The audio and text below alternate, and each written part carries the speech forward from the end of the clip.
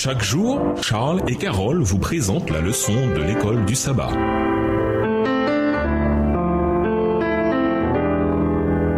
Bienvenue dans votre émission Dieu nous parle. Noël, leçon de mercredi. Dieu n'afflige pas volontiers. Tout au long de la Bible, Dieu ne cesse de manifester sa passion en faveur des opprimés et sa juste indignation à l'encontre des oppresseurs et des bourreaux. Si le mal n'existait pas, Dieu ne se mettrait pas en colère. Sa colère n'est jamais dirigée que contre ceux qui nuisent à sa création. D'après Lamentation 3, les versets 32 à 33, Dieu n'afflige pas volontiers. Littéralement, Dieu n'afflige pas de son cœur. Il ne veut pas exécuter un jugement contre les méchants, mais pour finir, l'amour exige la justice. Cette vérité est illustrée dans le fait que Dieu continue à pardonner à son peuple et à leur accorder sans cesse des occasions de se repentir et de se réconcilier avec lui. À maintes reprises, par le biais des prophètes, Dieu interpelle son peuple qui refuse d'écouter, voire Jérémie 35, les versets 14 à 17, Psaume 81, les versets 11 à 14. Lisons Esdras 5, le verset 12 et comparons-le avec Jérémie 51, les versets 24 à 25 et le verset 44. Comment ce texte explique-t-il le jugement qui est rendu sur Jérusalem par le biais des Babyloniens? Voyons également 2 Chroniques 36, verset 16. Esdras 5, verset 12. Mais après que nos pères eurent irrité le Dieu des cieux, il les livra entre les mains de Nebuchadnezzar, roi de Babylone, le Chaldéen, qui détruisit cette maison et emmena le peuple captif à Babylone. Jérémie 51, les versets 24 à 25 et le verset 44.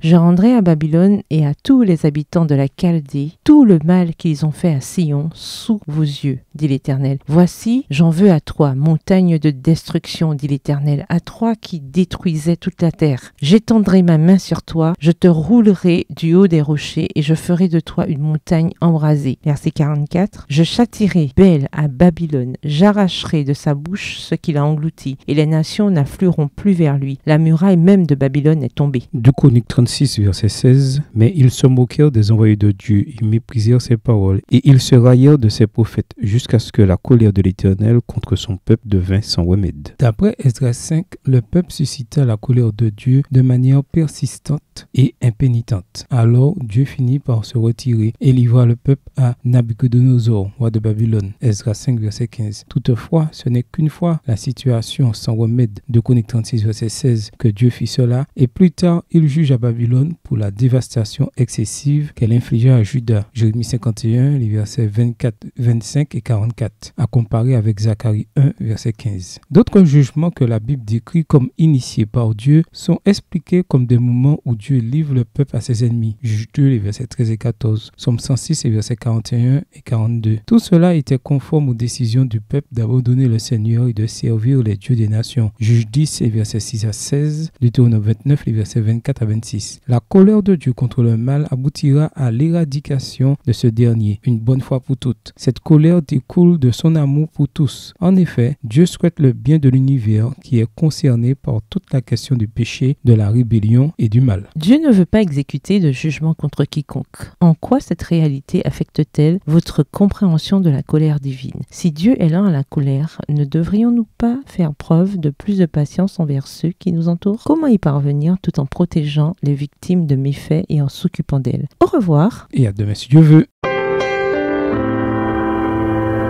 Dieu nous parle. Chaque jour, Charles et Carole vous présentent la leçon de l'école du sabbat.